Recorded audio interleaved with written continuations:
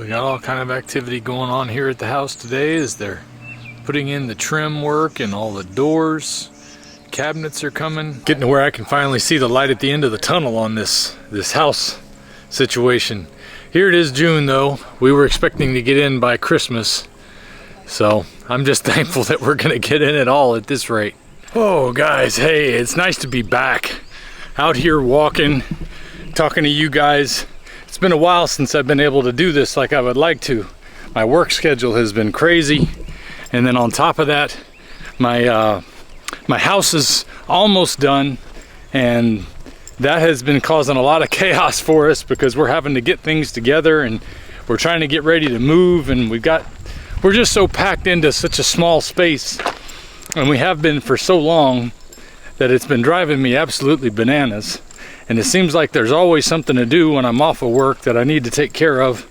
Like I need to change the oil on both of our cars today, and I usually do that myself to save some money on it.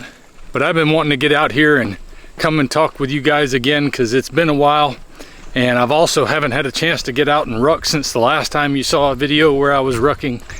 And it's good exercise. It's good for my back, it's good for my side abs, it's good for my legs, it's good for yours too. So if you haven't been doing any, you might want to look into getting you a weighted vest, because it really does help to add a little resistance to your walk, and you get a lot more activity that way. As far as continuing with the vlog of being on Lion Diet, I am still doing Lion Diet 100%. I haven't even been having eggs lately, and I've been trying to be a lot more strict on making sure that I'm only eating ruminant animals. And it is really, I can tell the difference.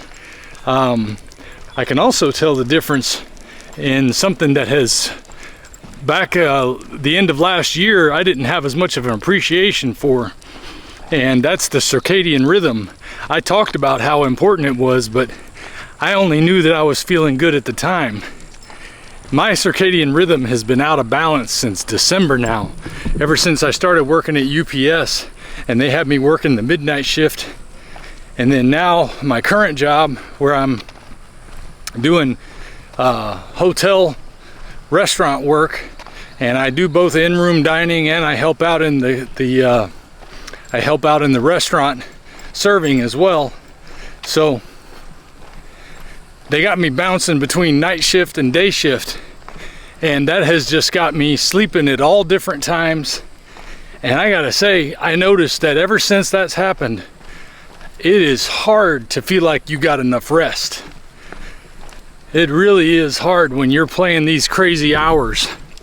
I was talking to a guy yesterday who pointed out something to me, that up until we started using electricity to light up the night, people went to bed at a normal time and they got up at the same time. You know, we haven't been doing that for a long time now, but I never realized how big of a deal it was, because it's just been my normal life. Most of my life, even when I was in school, I stayed up later than I needed to, and then I got up too early, so I was always tired then. And then whenever I started working, one of my first jobs, we would work from 9 a.m. to 9 p.m. So it was hard to get a normal sleep schedule going that way either, especially when you wanted to stay up and do things afterwards. Last fall was when I really started to notice how having a nice rhythm, going to bed every night at 8 or 9 o'clock, waking up at 3, 4 in the morning, and getting started on my day, doing my exercises, getting out to see the sunrise, I was just getting so good. My body was responding very well to that. And now that my sleep schedule is disrupted, it really makes a difference. But you know, I'm glad that I've had the opportunity to work on this job so that I can share that information, because I know a lot of you, maybe your schedule's a little nuts too, and you might be wondering, why am I not having the energy boost that you're getting? And a lot of it had to do with the fact that I was getting to bed at the same time every day. And I was also going to sleep at roughly the same time every day. And I had a notion that that was important, but now experiencing it, I can really feel the difference, because it has been harder to get up and get going with all these crazy sleep schedules. And mostly it's because, you know, like I got home about 11 o'clock last night. Makes it hard for me to get up in my normal routine of getting up at 4 in the morning, doing my exercises, and then getting out to walk in time to see the sunrise. But I'm hoping I'll be able to get back to that soon. Meanwhile, I'm just thankful to have the work I need to pay the bills for me and my family. And I'm sure many of you out there who are trying to do the best you can to take care of what you got to take care of have to look at it the same way. But when I have an opportunity like today, where after we did our morning Bible study and I got a chance to talk to some of the workers about what we're doing at the house today, I got some free time. I just threw a steak in the chef maker, so it gives me time to get my ruck in and take Sam for a walk. He was real excited to be able to come out again today. And that's another thing, if you got pets, you got to be able to take care of them too. And he loves his walks. Don't you, Sam? You do, don't you? And I guess you could say psychologically I've been a little down lately too. And I couldn't quite put my finger on what was causing it. Maybe it was just, standard blues people get. But as I was finishing up volume 3 of the Gulag Archipelago, I realized that this may have a lot to do with my mental state right now. Because listening to Alexander Solzhenitsyn talk about his experience in a forced work camp as a political prisoner who simply basically was writing things about Joseph Stalin that he didn't like, got him put into prison, and the torture, the hell they went through. And also to hear him talk about the perceptions of people, masses of people, what they didn't understand and what they did understand. It mirrors so much of what's happening today as I watch totalitarianism on the rise throughout Western countries like Canada and even the United States, that our current population, I think, doesn't see the amount of freedom that we've lost even since I was a kid in the 80s, how far we've gone down the road toward totalitarianism. And people just accept things that when I was growing up, we didn't accept those things. And even in some ways, we embrace them rather than just accepting them and tolerating them. Like the whole notion of letting the government run our medicine, the government running our medicine wasn't a thing when I was growing up. It was something that they talked about we needed. But ever since we've been doing more and more of that, medicine just keeps getting worse and worse. And the control that they have over us is greater and greater, because now they have financial responsibility. They have a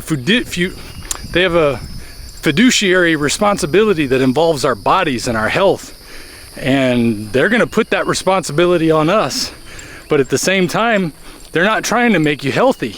They're just trying to make you pay for whatever craziness they're doing. So as I watch all this go on and I read that book, it can cause you to sink a little bit low in your thoughts about where we're going.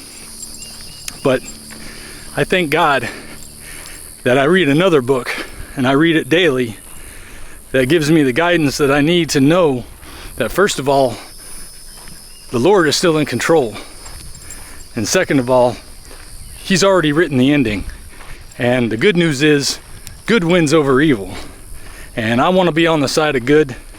So I'm glad to be able to be here with you guys and encourage you to get out, get your exercise, not let what's going on in the world drag you down. It's good to be aware of things. It's good to know what you should be teaching your children. But at the same time, you got to make each day happen. You got to get out and use your energy toward what needs to be accomplished today. Because today has enough trouble of its own. And if we have the strength and the energy that comes from a great diet and a little exercise, we can accomplish those things and be successful. But I thought it was important that I come and talk to you about some of the struggles I've been having, with sleep and even with just mental attitude, because sometimes it might look like everything's perfect for me. And believe me, it's not. I have my struggles just like everybody else. But yet, I keep making this diet work because it's the thing that has changed my body, my mind, my life in such a way that I definitely don't want to go back to the old way, to the way where my body was constantly sluggish, and I was constantly feeling like I need to take off this fat suit that I had on so that I could get out and do the things I wanted to do. I don't want to go back to thinking about exercising all the time instead of actually getting the exercise I need. I enjoy having, at 50 years old, the most youthful feeling body I can ever remember having. And I want others to have that too. And I want you to know, because there's people that may be watching this right now that have never heard that you can live on eating only meat. I know personally, I knew about low carb dieting, but I didn't know you could go only beef or only meat in general and do well, or even survive for that matter. When I first started doing it this way, I stumbled on it hearing about how others had had healing on it, and I thought, well, this is gonna be the only thing left for me to try because the doctors don't have any answers. And ever since then, it's been the greatest. It's just been so much better than it ever was before. And I want that message to get out there so that you can know, yes, you can live eating a ribeye steak every day and maybe having some hamburger meat or deer meat or bison or lamb. I usually eat about 2 pounds a day. Sometimes it varies. There's even some days I don't eat at all because I find that I'm so satiated I can go on a fast without even thinking about it some days. But the more my activity level got up, the more I needed to have more to eat. But the bottom line is I live on meat, water, and salt. Specifically ruminant meat, which are the animals I mentioned before: bison, buffalo, elk, deer, and cows, lamb, sheep. So it can be done. And after almost 2.5 years, I still feel fantastic. And I want to spread that message so that you guys know that you can take control of your health too. I'm coming back to add this little bit because a guy just stopped me on my walk back, and he said, I see you wearing the pack, you got the camera, you got something going on, what's going on? So I told him about the vlog I do here, and when I told him about the diet part, his comment is similar to what a lot of people I hear say is, well, clearly you're doing some exercise too. And I said, yeah, but the weight loss came, when I told him I lost close to 100 pounds, I said, yeah, but the weight loss came when I did the diet. I didn't have the energy or the desire to exercise until I got some of that weight off. And that's what made the biggest difference. Being physically able to do the exercise and having the desire and motivation came from eating this way. So I like to reiterate that because I get people all the time that just look at the fact that I'm out here rucking with a 40-pound pack on and assume that the weight loss came from the exercise. The exercise is just so that I can be stronger and more agile and feel even better than I did getting the weight off. I do want to tell you about Keto Chow Magnesium drops. So if you'll wait for just a moment after the greaser fat outro, I got a little information about Keto Chow Magnesium drops, and really just to let you know what I've been experiencing. I've been using them for about 2 weeks now, and I've noticed that the soreness that I had in my legs every morning when I woke up is pretty much gone now. And I think that really made a difference. I could tell when I first started trying the magnesium drops that I was craving them. And the strange thing is the manufacturer says that these are one of our least popular products because it's so bitter to the taste. It's like a mixture of bitter and salt taste. When I first tasted it, I thought, that's not bad. It's a bit like a very acidic taste to it, but it didn't taste bad to me. As a matter of fact, I found myself craving that flavor again and wanting to just take it straight. Now, a lot of people drip it into their water or their coffee or whatever they're gonna be drinking. I know my body was craving it because it was letting me know I want some more of that. And ever since I've been using it, my legs have not felt nearly as sore as they did before. So check out that information, and I'll see you guys next time. If we pay extra, could we maybe get some grease or fat?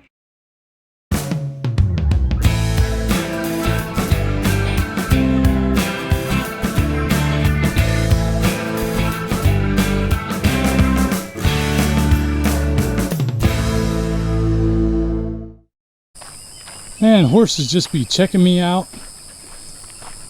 You watching me? I'm watching you.